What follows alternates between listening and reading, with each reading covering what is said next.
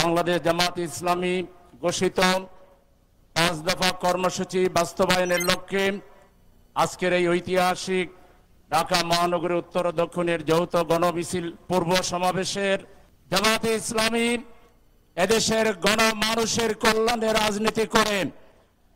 রাজনীতিতে যে একটি কথা আছে, ব্যক্তির চেয়ে দল বড়, দলের চেয়ে দেশ বড়, এই কথা অক্ষরে অক্ষরে জামাতের ক্ষেত্রে প্রযোজ্য হয়।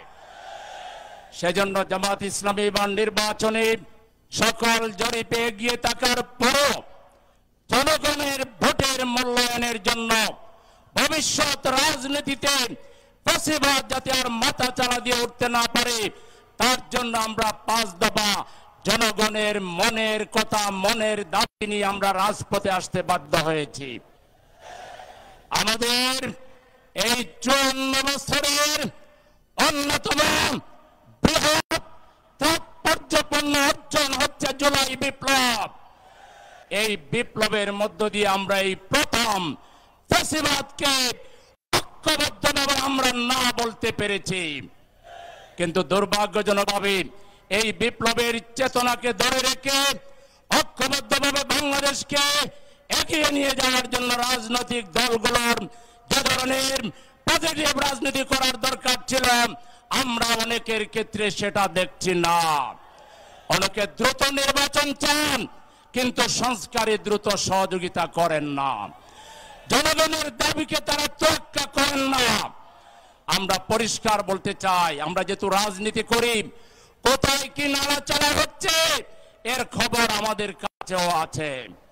আবারও যদি দেশ বিরোধী ষড়যন্ত্র করা হয়, জুলাই শহীদদের উত্তরসূরি তাদের পরিবারবর্গ, জুলাই যুদ্ধে 40,000 আহত আমাদের সেনানায়ক এবং জামাতে ইসলামী সহ বাংলাদেশের দেশপ্রেমিক তৌহিদি জনতা আবার এমন একটা চাকনি দিবে, ওই দালালরা বাংলার এই পারে আর থাকতে পারবে না। জুলাই বিপ্লবের বিরুদ্ধে যারা অবস্থান নেবে, ইনিয়ে বিনিয়ে কথা বলবে, তারা ভারতের দালাল, তারা রয়ের এজেন্ট। যারা 14 দলকে আওয়ামী লীগকে রক্ষা করার কথা ইনিয়ে বিনিয়ে, তারা ভারতের দালাল। এই দালালদের বিরুদ্ধে আমাদেরকে আরেকটা জুলাই বিপ্লব লাগলে আমরা করব। আপনারা কি রাজি আছেন? প্রয়োজনে বুকের তাজা রক্তটা দিয়ে আমাদের দেশের স্বাধীনতা, সার্বভৌমত্বকে আমরা অক্ষুণ্ণ রাখবো ইনশাআল্লাহ। আরেকটা কথা বলে শেষ করছি, নির্বাচনের লেভেল প্লেইং ফিল্ড লাগবে। তার আগে জুলাই সনদকে সাংবিধানিক ভিত্তি দিয়ে গণভোট করতে হবে। সেই গণভোট 15ই নভেম্বরের ভিতরে শেষ করতে হবে। আগামী ফেব্রুয়ারিতে দেশে নির্বাচন হতে হবে। এই নির্বাচনের বিরুদ্ধে সরকারের অন্দরমহলে বাইরে রাজনৈতিক দলের দ্বারা যদি নির্বাচন ক্ষতিগ্রস্ত হয়, তাহলে এই যারা চক্রান্তের সাথে জড়িত বলে আমরা বুঝতে পারতেছি, বাংলাদেশে তাদের রাজনীতি শেষ হয়ে যাবে।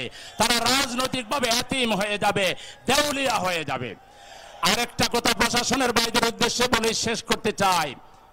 2018 সালের 31শে ডিসেম্বর লাইলাতুল জিন ভোটের যে মহা ভোট উৎসব করেছিলেন, সেই ভোটের যারা সাহায্যকারী ডিসিএসপি ছিল, তারা এখন কোথায়? তাদেরকে পানিশমেন্ট দিয়ে সাসপেন্ড করা হয়েছে, তাদেরকে বিচারের মুখোমুখি করা হচ্ছে।